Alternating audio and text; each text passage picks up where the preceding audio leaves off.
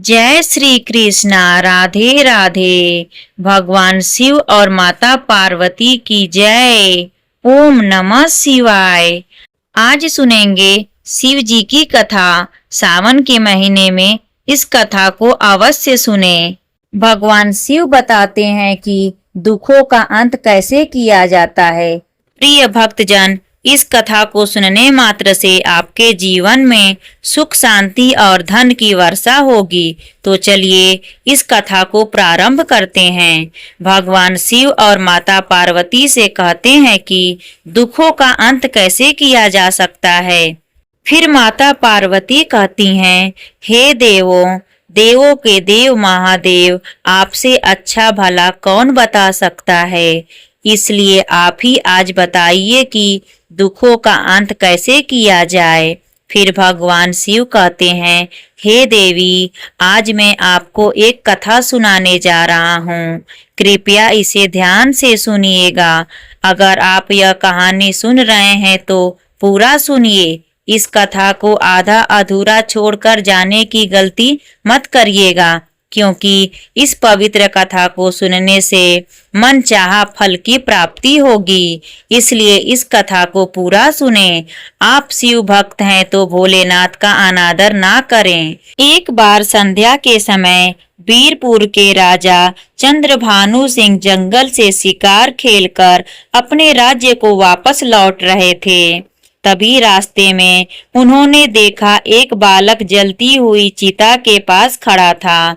बालक को देखकर राजा अपने घोड़े से उतरे और बालक के नजदीक जाने लगे। जब राजा उस बालक के नजदीक पहुंचे तो बालक कह रहा था, माँ, मैं तुम्हारी सौगंध खाकर कहता हूँ, मैं एक दिन बहुत बड़ा आदमी बनकर तुम्हारे सपनों को पूरा करूँगा। राजा उसके बिल्कुल नजदीक पहुंच गए और उससे पूछा, बेटा, तुम कौन हो। बालक ने कुछ घबरा कर कहा तो राजा ने कहा, आप डरो नहीं, मैं वीरपुर का राजा हूँ। अभी तुम अपनी माँ के चिता के पास बहुत बड़ा आदमी बनने का सौगंध खा रहे थे। क्या मैं जान सकता हूँ कि इस सुनसान जंगल में तुम अपनी माँ की चिता के पास अकेले क्यों खड़े हो। तुम्हारे बाकी संबंधी और रिश्तेदार कहाँ हैं। महाराज, मेरी माँ और मैं इस जंगल में अकेले ही रहते हैं, लेकिन मेरी माँ ने मरते समय मुझे बताया कि मेरे दादा अलीगढ़ के धनी सेठ करोड़पति थे। मेरी माँ और पिताजी का प्रेम विवाह हुआ था, लेकिन मेरी माँ एक बहुत ही गरीब परिवार से थी, इसलिए मेरे दादाजी उन्हें पसंद नहीं करते थे। विवाह के कुछ दिनों बाद ही बगीचे में घूमते हुए मेरे पिताजी को सांप ने काट लिया और उनकी मृत्यु हो गई। इस पर मेरे दादा दादी ने मेरी माँ को अब शकुनी और मनहूस यह कहते हुए कि उनके आने से ही मेरे पिता की मृत्यु हो गई और उन्होंने मेरी माँ को घर से निकाल दिया।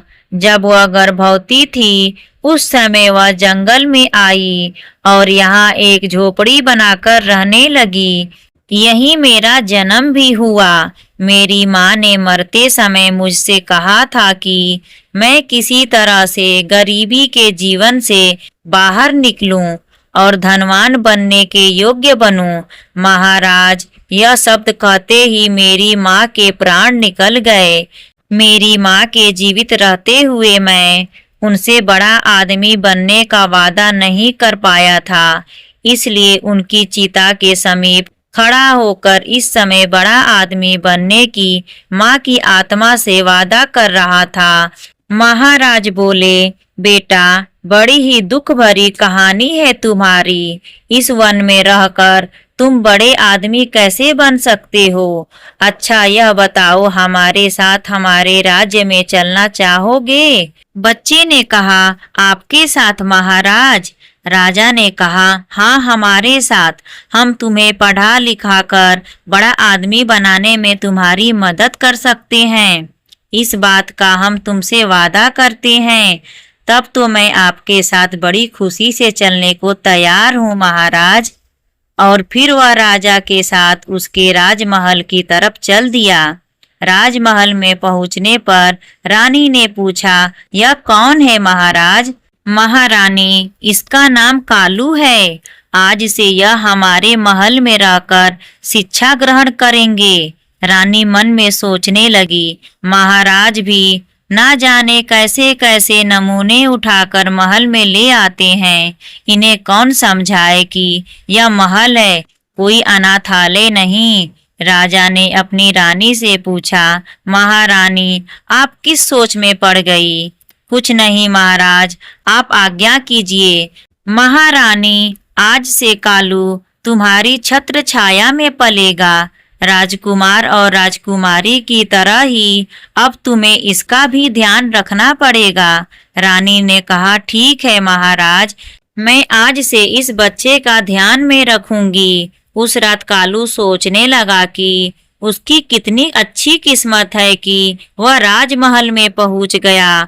दूसरी तरफ महारानी सोच रही थी कि कालू को महल से निकालने के लिए मुझे कल कुछ तो करना ही होगा। अगले दिन राजकुमार, राजकुमारी और कालू को भोजन परोसा गया। उस दिन राजकुमार और राजकुमारी को सोने की थाली में खाना खाने को दिया गया, जबकि कालू को पत्ते पर भोजन परोसा गया। इससे कालू नाराज हो गया और कहा कि वह पत्ते पर खाना नहीं खाएगा। रानी ने पूछा कि क्या वह पत्तल पर भोजन नहीं कर सकता? कालू ने जवाब दिया कि वह खा सकता है, लेकिन उसे यह भेदभाव पसंद नहीं आया क्योंकि अन्य लोगों को सोने की थाली में खाना परोसा गया है। रानी ने कहा कि अगर वह राजाओं और महाराजाओं की तरह खाना चाहता है तो खाए, वरना ना खाए।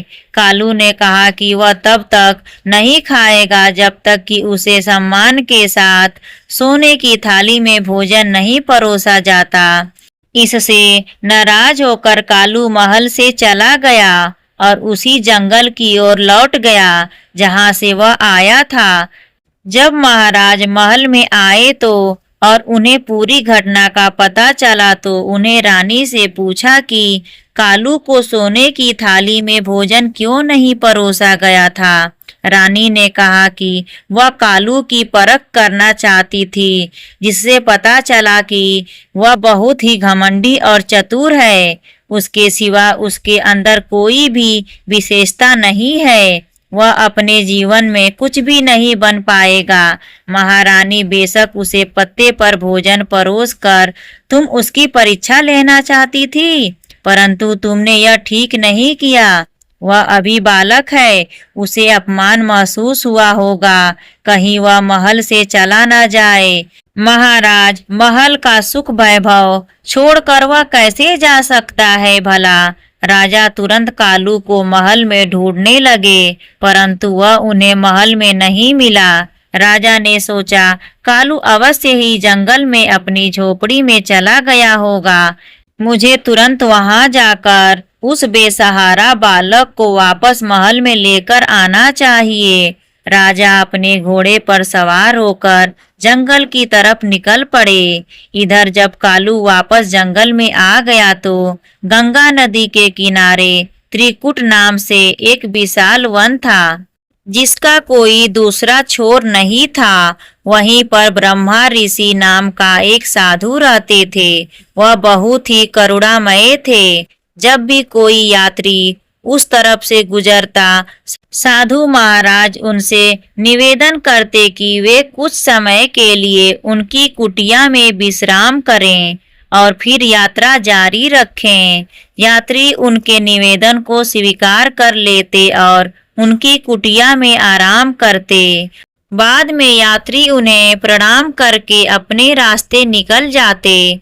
इस प्रकार साधु महाराज उस वन में गुजरने वाले हर यात्रियों की सेवा किया करते थे। इसी वन में कालू नाम का एक डाकू भी रहता था। लूटपाट करना उसका पेशा था और जो भी यात्री उसे पैसा देने में हिचकिचाता उसे कालू बिना किसी झिझक के मार डालता था। इसी भय से लोग उस जंगल से गुजरने के लिए 100 बार सोचते थे, और अगर कोई बहादुरी से उस जंगल में प्रवेश करता भी तो डाकू कालू ने उसे लूट लेता। इस तरह डाकू कालू का खौफ आसपास के सभी गांवों में फैल गया था। एक दिन गांव के कुछ लोग एकत्र हुए और उन्होंने डाकू कालू से मुक्ति पाने की योजना बनाई। एक व्यक्ति ने कहा, कालू डाकू का आतंक दिन प्रतिदिन बढ़ता जा रहा है, हमें इससे कुछ भी करके निपटना चाहिए। एक ने कहा, भाइयों, संगठन में बहुत ही शक्ति होती है, यदि हम सब मिलकर उस पर धावा बोल दे तो कैसा रहेगा? इससे तो हम सहज ही उसे अपने कब्जे में कर लेंगे, तब हम उसकी गर्दन काटकर उसे मार देंगे। दूसरे ने कहा, विचार तो तुम्हारा बहुत ही उत्तम है, तो फिर देरी किस बात की? आज ही कालू डाकू पर धावा बोल दिया जाए। उसी समय सभी लोग अस्त्रों शास्त्रों से लैस होकर चित्रकूट जंगल की ओर चल पड़े। वन में पहुंचकर वो डाकू कालू को ललकारने लगे। कहाँ छिपा हुआ है डाकू कालू? बाहर निकल, देख आज हमें तू लूट नहीं पाएगा। आज हम सब तेरी मौत बनाकर आए हैं। आज हम सबसे तू बच नहीं पाएगा। शिकार के चक्कर में झोपड़ियों में छुपे डाकू कालू ने जब देखा कि बहुत से लोग उसके खिलाफ बोल रहे हैं तो वह अचानक चौंक गया। उसने सोचा कि अगर आज वह इस भीड़ के हाथ लग गया तो उसका बचना मुश्किल है। जबकि वे लोग लगातार उसे चुनौती दे रहे थे कि डाकू कालू ने सोचा कि यहाँ तो मुझे यह लोग जरूर पकड़ लेंगे, मुझे कहीं और छुपना होगा ताकि मैं अपना जान बचा सकूं। यह सोचकर वहां से उठा और चुपचाप वहां से भाग निकला। जल्दी ही उसे साधु की कुटिया दिखाई दी। उसने सोचा कि मुझे इस कुटिया में शरण लेनी चाहिए। वह कुटिया के समीप पहुंचा तो वह बहुत ही हाँफ रहा था। साधु ने उसे देखा और कहा, कौन हो तुम? इस तरह से हाँफ क्यों रहे हो? और इस वीरान जंगल में तुम अकेले क्या कर रहे हो? साधु ने फिर से पूछा, कौन हो तुम? क्या घर से भाग कर आए हो? कालू ने कहा, नहीं ऋषिवर, ऐसी बात नहीं है। तब कालू ने ऋषि को अपनी राम कहानी सुनाई। तब ऋषि अर्थात साधु ने कहा, तो तुम बड़ा आदमी बनना चाहते हो? हाँ ऋषिवर, पर मैं समझ नहीं पा रहा हूँ कि मैं बड़ा आदमी कैसे बनूंगा। ऋषि ने कहा, बेटा, यहाँ पर रहकर तुम बड़े आदमी कैसे बन सकते हो?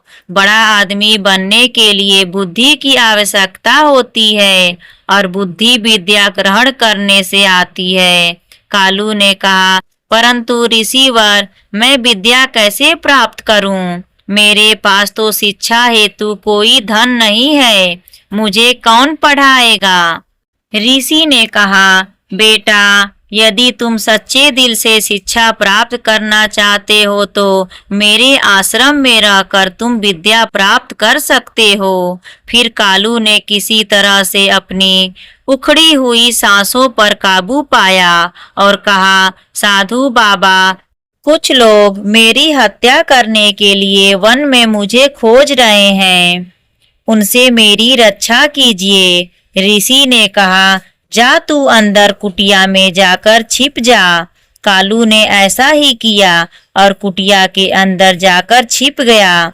तभी कालू को खोजती हुई लोगों की भीड़ कुटिया के पास आ पहुंची और साधु महात्मा से पूछने लगी, बाबा, क्या आपने यहाँ किसी आदमी को गुजरते हुए देखा है क्या? आप लोग किस आदमी की बात कर रहे हो? लोगों ने कहा, हम कालू डाकू की बात कर रहे हैं। साधु बाबा को बताया कि उसने मासूम और निहत्थे लोगों को लूटकर बहुत सताया है और वह अपना खजाना भरता है। मौका मिलने पर लोगों की हत्या भी कर देता है। इसलिए आज हम सब उसे मारने आए हैं। साधु बाबा बोले, क्या तुम कालू को मारोगे? वह तो पहले ही गंगा नदी में डूबकर मर चुका है। लोगों ने कहा, साधु बाबा तुम क्या कह रहे हो? कालू डाकू मर चुका है। साधु ने कहा, हाँ भाइयों, मेरे कहे पर विश्वास करो और अपने घर वापस लौट जाओ। कालू कुटिया के अंदर छिपा खिड़की से यह सब देख रहा था और सोच रहा था कि आज साधु बाबा की वजह से उसकी जान बच गई। लोग साधु बाबा का बहुत आदर करते थे। उसकी बातों पर विश्वास करके वे वहां से लौट गए। जब लोग चले गए तो डाकू कुटिया से बाहर आया और साधु बाबा से पूछने लगा, साधु बाबा, आपने मेरे बारे में उन लोगों से झूठ क्यों बोला? मैंने उनसे क्या झूठ बोला था कालू? तुम्हारे अंदर का डाकू मर चुका था, इसलिए तुम डर कर मेरी मदद मांगने आए थे। साधु बाबा, आपकी बात सच है। साधु ने कहा, उनसे धन लूटकर तुम अपना लोक और परलोक दोनों बिगाड़ रहे हो। इतना सब कुछ करने पर भी क्या तुम्हारे मन को शांति है? तुम निडर होकर अन्य लोगों की तरह जीवन गुजार सकते हो। साधु ने कहा, हर समय तुम्हारे मन में यही डर बना रहता है कि कोई तुम्हें मार न दे। बोलो, सत्य है ना? कालू ने कहा, हाँ साधु बाबा, आप सत्य कह रहे हैं। फिर कुछ सोचकर कालू डाकू ने साधु बाबा से कहा, साधु महाराज, आपकी बातों ने मेरी आंखें खोल दी है। मैं भी अन्य लोगों की तरह निडर होकर जीना चाहता हूँ। आप मुझे कोई ऐसा उपाय बताइए जिससे करने से लोग मुझे भी आपकी तरह आदर सम्मान दे सकें।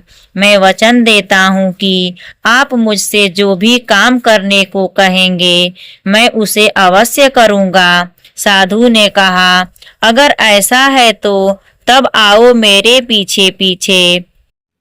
तब साधु बाबा एक पर्वत की ओर चल दिए और कालू उनके पीछे पीछे था।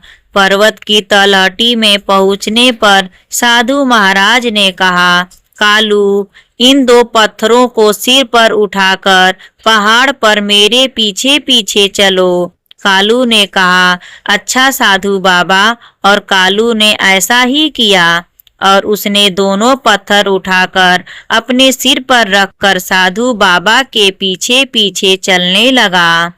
कुछ ही कदम चलने पर वह थकने लगा। तब साधु महाराज ने पूछा, क्या हुआ? कालू ने कहा, साधु बाबा, यह पत्थर बहुत भारी है। साधु ने कहा, अच्छा एक पत्थर फेंक दो। कालू ने तुरंत एक पत्थर फेंक दिया और फिर से साधु के पीछे चलने लगा। कुछ दूर जाने पर कालू ने कहा, साधु बाबा, यह अकेला पत्थर भी कम भारी नहीं है। अब मैं चढ़ाई नहीं कर सकता हूँ। साधु ने कहा, ठीक है, इसे भी नीचे फेंक दो और मेरे पीछे पीछे आओ। कालू ने दूसरा पत्थर भी फेंक दिया और साधु के पीछे पीछे पहाड़ पर चढ़ने लगा। अब वह आसानी से पहाड़ की चोटी पर पहुंच गया।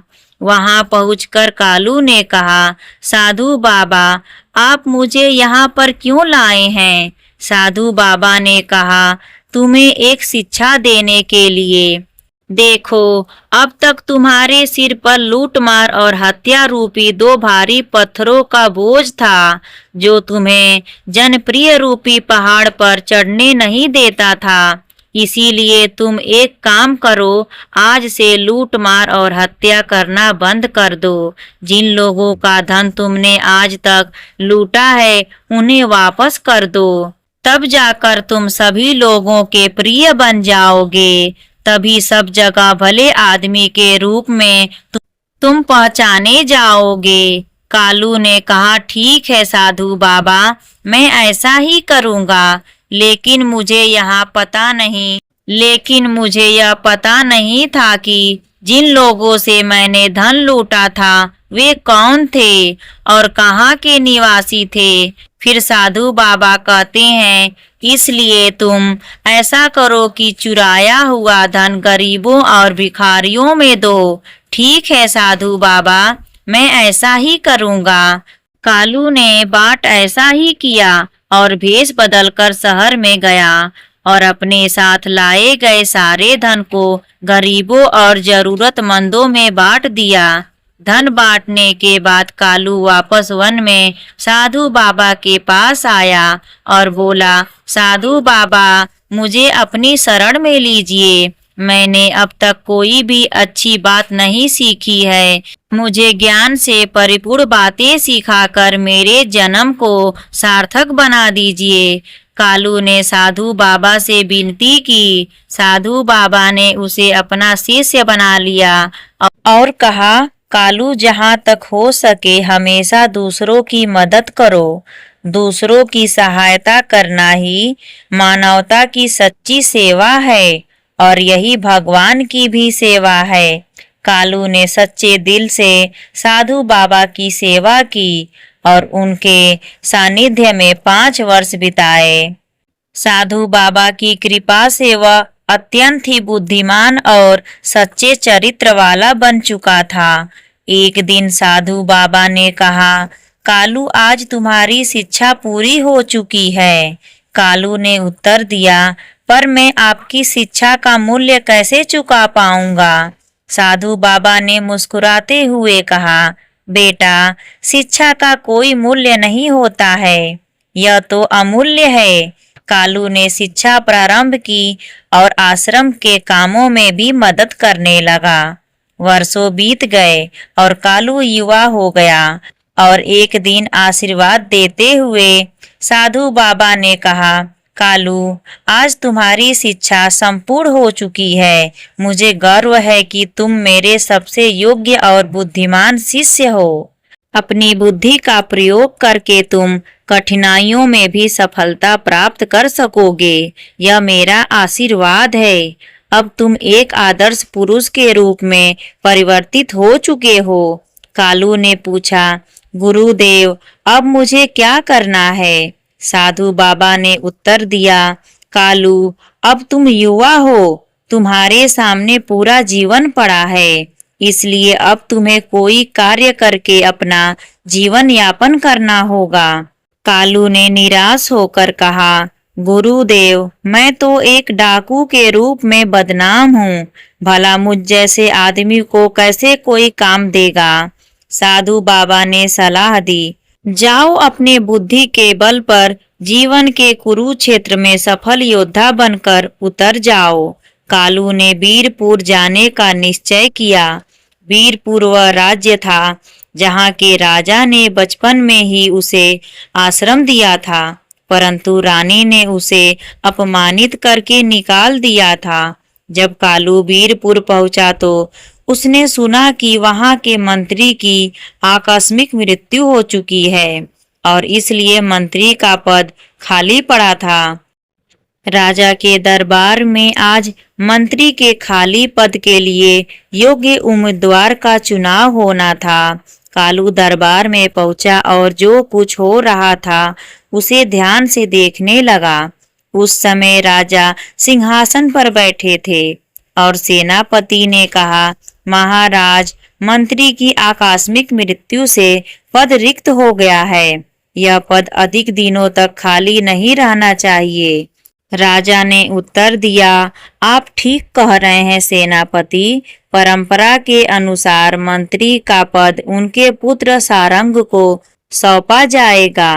लेकिन कालू ने कहा, महाराज, समय के साथ पुरानी परंपराओं को बदलना ही समझदारी है। फिर एक युवक ने कहा, महाराज, मेरा नाम यश है और मैं मंत्री पद के लिए अपना नाम पेश करना चाहता हूँ। कालू ने अपना नाम यश बताया। ताकि राजा चंद्रभानु सिंह उसे पहचान न सके। कई सालों के बाद राजा चंद्रभानु सिंह बूढ़े हो चुके थे। कालू ने कहा, महाराज, आप जैसी चाहें मेरी परीक्षा ले सकते हैं। यदि मैं आपकी कसौटी पर खरा उतरा तो ठीक है, वरना आप मुझे जो सजा देना चाहें दे सकते हैं। राजा ने कहा, युवक, तुमने जो सलाह दी है उसे हम तभी मानेंगे जब तुम हमारे द्वारा ली गई परीक्षा में उत्तीर्ण हो जाओगे।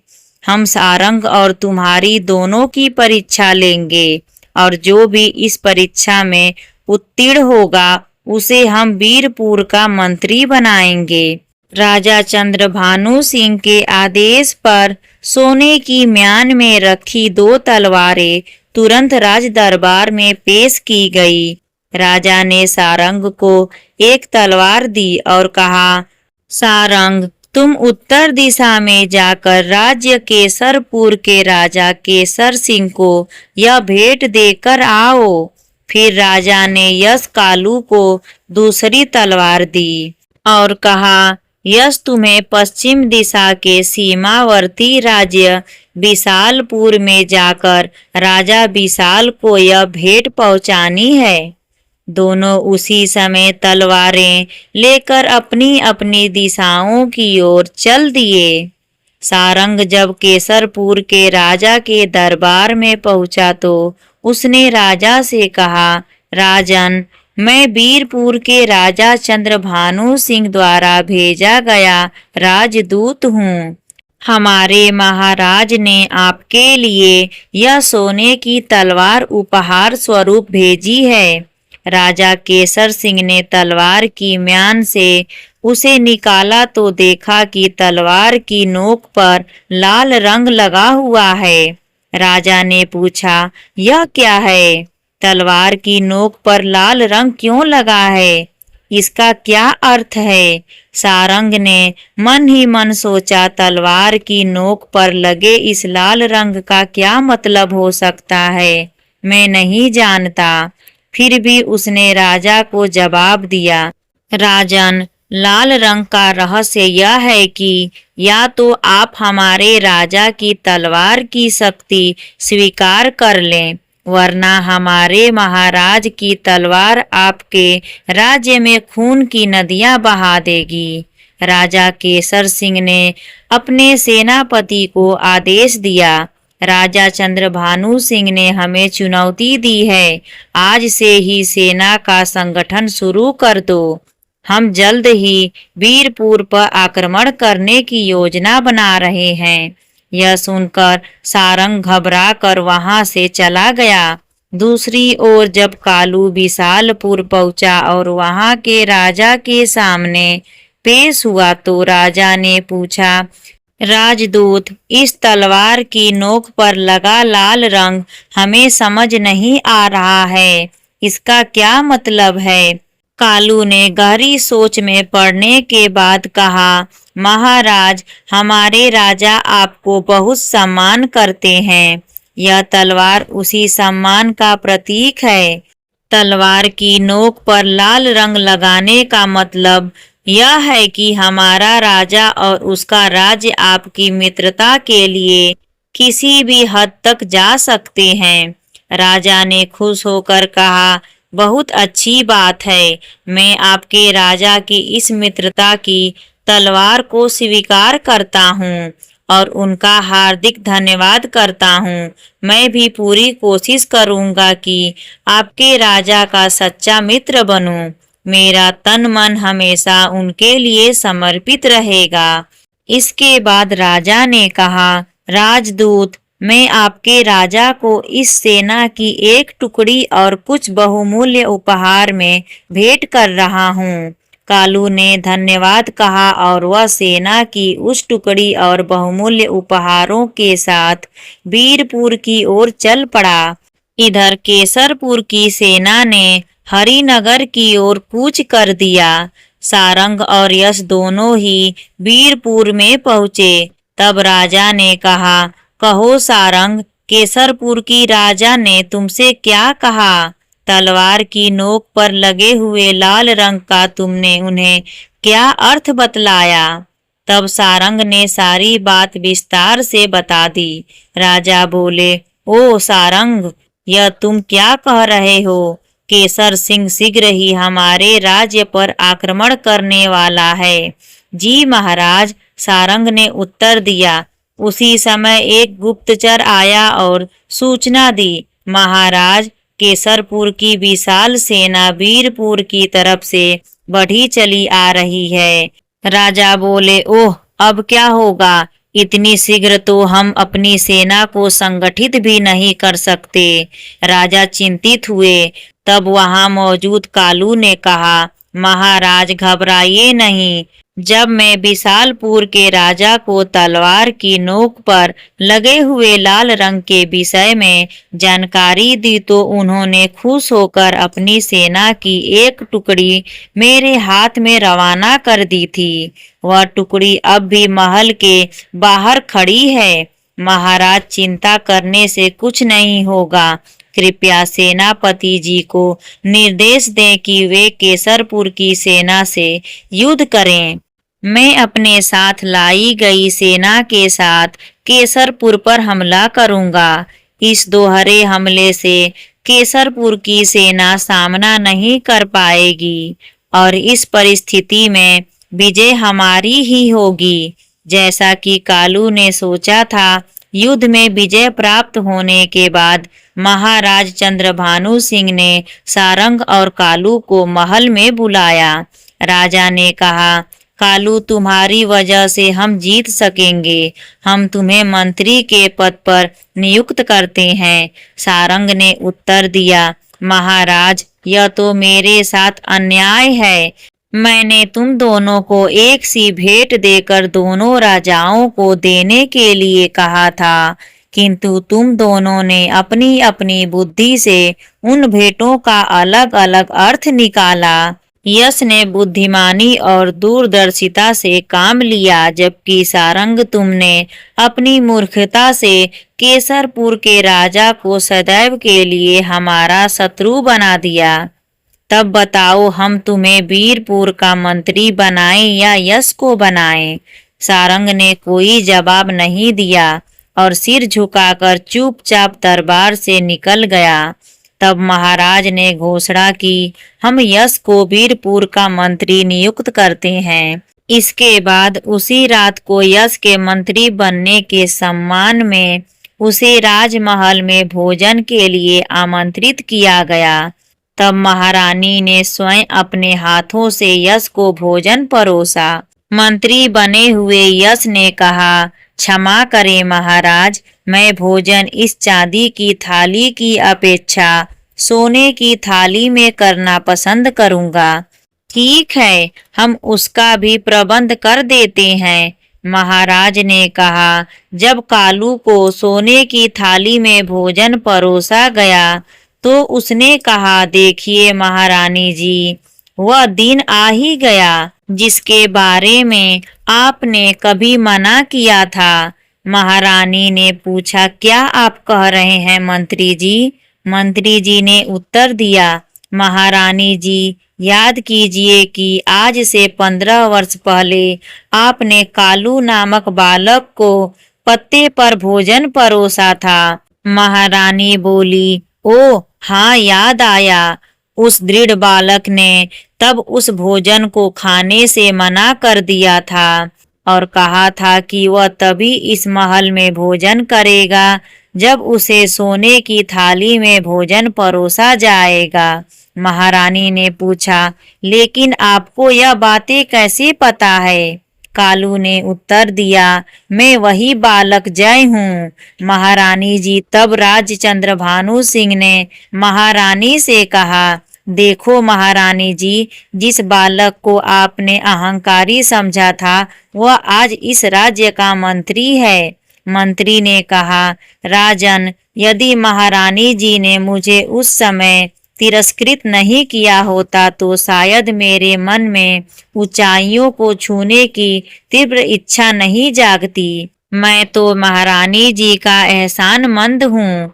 यह सुनकर महारानी जी ने कहा, यह तो आपकी विनम्रता है। इस तरह मंत्री ने कुशलता पूर्वक मंत्री का पद संभाला। फिर एक दिन राजा चंद्रभानु सिंह ने कालू को एक पत्र दिया और कहा, तुम उधमपुर राज्य जाओ, वहां जाकर अपने विवेक से उस राज्य को चोरों से मुक्त कराओ, क्योंकि वहां के राजा ने मुझे पत्र लिखकर सहायता के लिए कहा है। फिर कालू उधमपुर की दिशा की ओर चल पड़ा और एक दिन और एक रात चलकर वहां पहुंच गया। वह राजा शशिकांत सिंह के पास गया और बोला, राजा चंद्रभानु सिंह ने आपके नाम से यह पत्र भेजा है। राजा ने पूछा, ओ, राजा चंद्रभानु सिंह ने मदद के लिए तुम्हें भेजा है? कालू से पत्र लेकर फिर राजा ने वह पत्र पढ़ा, जिसमें लिखा था, यह पत्र लेकर जो व्यक्ति आपके पास आ रहा है वह 5 वर्ष से मेरे पास मंत्री के पद पर है। मेरे साथ 5 वर्ष बिताने के बाद अब उसका मन पूरी तरह से साफ हो गया है और मेरी शिक्षा से उसकी बुद्धि तीव्र हो गई है। इसलिए मैं चाहता हूँ कि आप इसे अपना विशेष सलाहकार नियुक्त कर लें। आपका हितैषी राजा चंद्रभानु सिंह। पत्र पढ़ने के बाद राजा सोचने लगे, यह आदमी एक समय में ख्यात डाकू रहा है और फिर एक राज्य में मंत्री रहा है। क्या इसे विशेष सलाहकार जैसी महत्वपूर्ण पद पर नियुक्त करना ठीक होगा? परंतु तभी उनके दिमाग में दूसरा विचार आया। पूर्व में चाहे यह आदमी कुछ भी रहा हो, परंतु जब राजा चंद्रभानु सिंह जैसे अनुभवी राजा ने बताया है तो निश्चय ही यह उपयोगी होगा।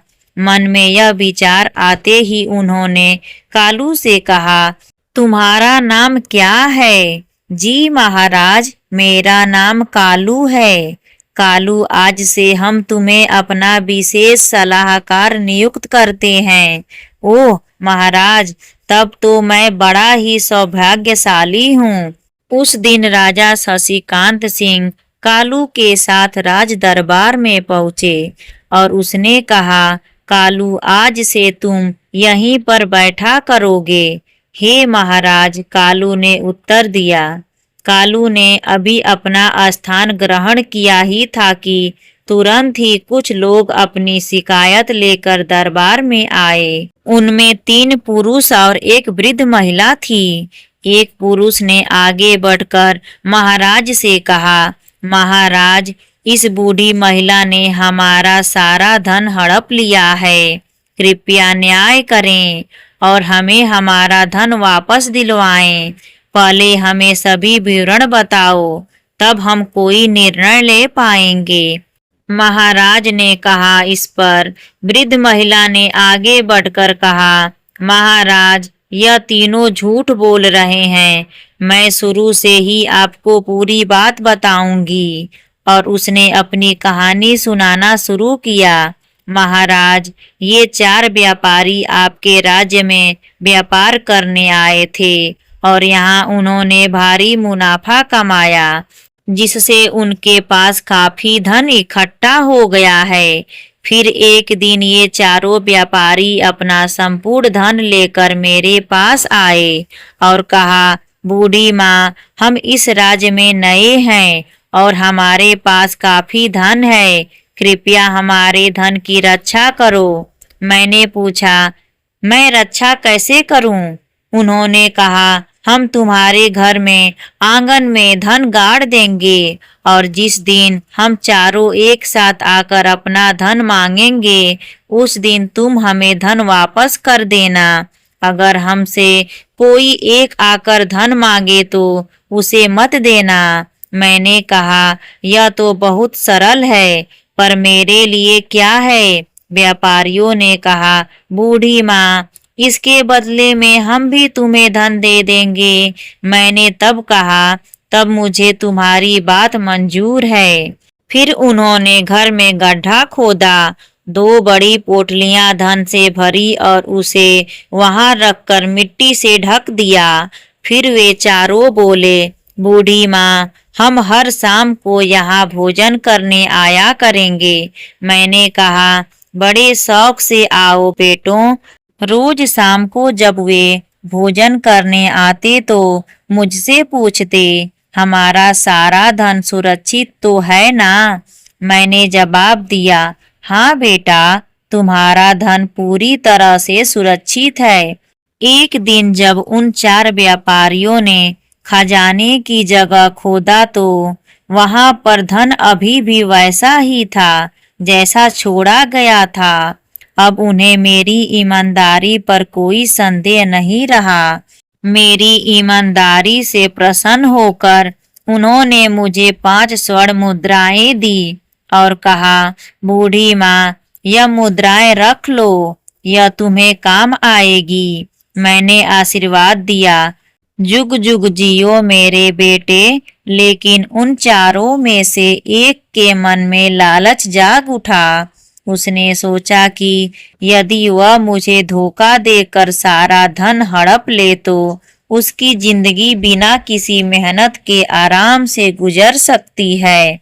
एक दिन जब वे चारों व्यापारी घर के बाहर एक पेड़ के नीचे चौपट खेल रहे थे, तभी उनमें से एक ने दूसरे से कहा, तुम बूढ़ी माँ से जाकर कह दो कि वह जल्दी से खाना बना दे, बहुत भूख लग रही है। ठीक है, मैं अभी जाता हूँ। और वह घर की ओर चल दिया। वह सोच रहा था कि यह सबसे अच्छा मौका है जब उसके साथी बाहर व्यस्त हैं और वह अकेले धन को हड़प सकता है। घर के अंदर पहुंचकर उसने मुझसे कहा, बूढ़ी माँ, हमें इस वक्त सारे धन की आवश्यकता है। मेरे साथी ने धन लाने के लिए मुझे भेजा है। मैंने कहा, सारे धन की एक साथ तुम लोगों को इस समय क्या आवश्यकता आ पड़ी? उसने कहा, अगर मेरी बात पर तुम्हें यकीन नहीं हो रहा है तो तुम बाहर जाकर मेरे साथियों से पूछ लो। तब मैं दरवाजे पर आई और बाहर बैठे चौपट खेल रहे व्यापारियों से बोली, तुमने जयंत से जो कहा है क्या वह ठीक है? उन्होंने कहा, हाँ बूढ़ी माँ, ठीक है, परंतु जरा जल्दी कर दो। तब मैं घर के अंदर आई और बोली, तुम्हारे साथी भी तुम्हारी बात का समर्थन कर रहे हैं, इसलिए गड्ढे को खोदकर तुम अपना धन ले जा सकते हो। वह व्यक्ति मन ही मन सोच रहा था कि उसकी चाल कामयाब हो गई है। वह तेजी से गड्ढा खोदने में जुट गया। बड़ी ही तेजी से उसने सारा खड्डा खोद लिया और धन के 2 बड़े बड़े थैले निकालकर बाहर रख दिए।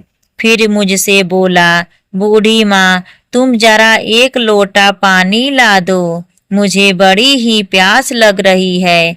मैंने कहा, अभी लाई बेटा, और फिर मैं पानी लेने चली गई। इतने में पलक झपकते ही वह व्यक्ति दोनों धन से भरे हुए थैले उठाकर घर के पीछे से खड़े घोड़े पर लाद कर तुरंत वहां से फरार हो गया।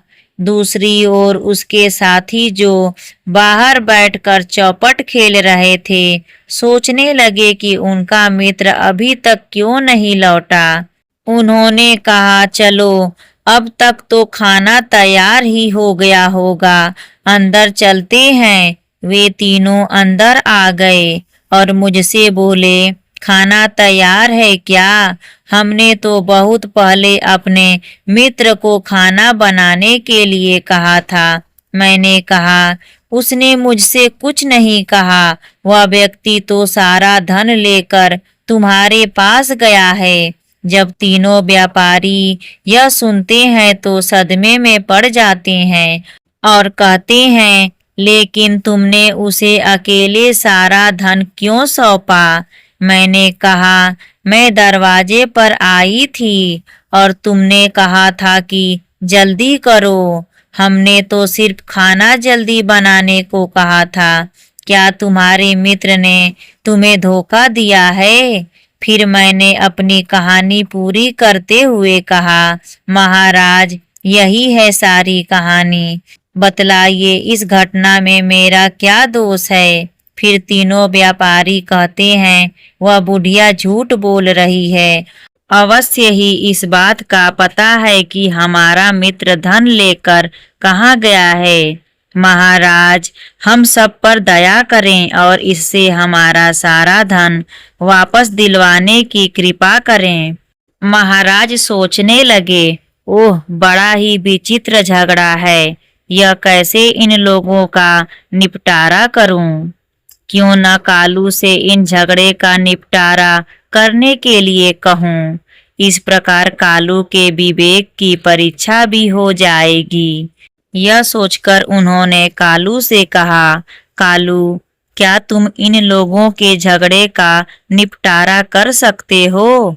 अवश्य महाराज, यदि आपकी आज्ञा हो तो, कालू ने बूढ़ी औरत से पूछा। बूढ़ी माँ, जब चारों व्यापारी तुम्हारे पास धन रखने के लिए आए थे तो उन्होंने तुमसे क्या कहा था? जी, उन्होंने कहा था कि यह सारा धन हम तुम्हारे आंगन में गाड़ देंगे। जब हम चारों एक साथ आएंगे तभी उस धन को देना, किसी एक के मांगने पर मत देना। क्यों भाइयों, बूढ़ी माँ ने जो कुछ कहा क्या वह सच है? तुम्हें कुछ कहना है?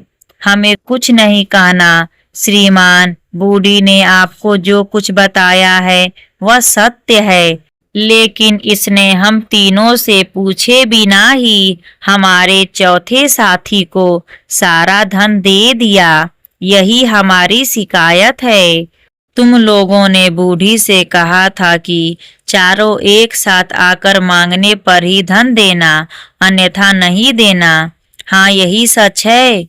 उसी तरह जब तुम सब आकर बूढ़ी माँ से पैसे मांगो तभी उसे तुम्हें पैसे देने हैं, अन्यथा नहीं। हाँ महादेव, फिर आप यहाँ बूढ़ी माँ की शिकायत क्यों लेकर आए हैं? आपने चौथे साथी को साथ लेकर आओ और तब सभी मिलकर उससे अपने पैसे मांगो। यदि उस समय बूढ़ी माँ पैसे नहीं लौटा देती तब उसे दोषी माना जाएगा। तीनों व्यापारी इस बात पर विचार करने लगे कि इस व्यक्ति ने बड़ी चालाकी से हमें हमारे ही शब्दों के जाल में फंसा दिया है। तब बूढ़ी औरत ने कहा, बेटे, तुमने सही फैसला लिया है। तुम लंबी उम्र पाओ। जब व्यापारी सिर झुकाकर वहां से जाने लगे तब कालू ने कहा, रुको, मुझे तुम तीनों पर शक हो रहा है। क्या कोई अपनी मेहनत से कमाई हुई धनराशि किसी अजनबी के घर में छुपाए?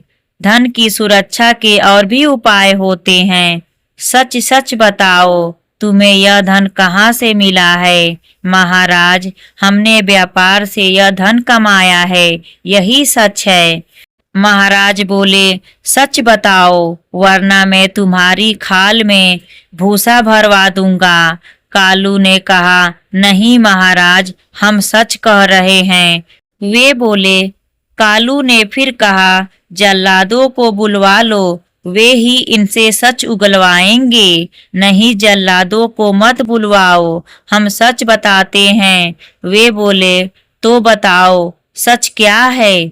सच यह है कि हम चारों साथी एक चोरों का गिरोह थे और जो धन हमारा चौथा साथी लेकर फरार है वह धन भी चोरी से ही इकट्ठा किया हुआ था।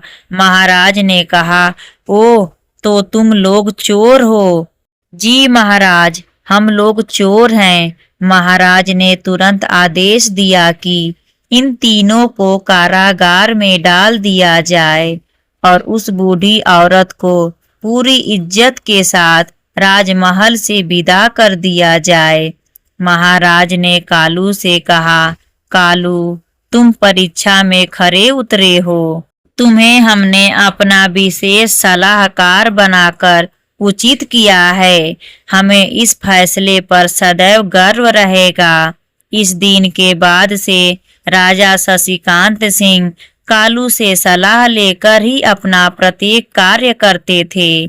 फिर कालू जो डाकू था, अब वह दुनिया का सबसे बुद्धिजीवी कहलाने लगा। इतना कहकर भगवान शिव अपनी कथा समाप्त करते हैं। प्रेम से बोलिए हर हर महादेव। ओम नमः शिवाय। माता पार्वती की जय।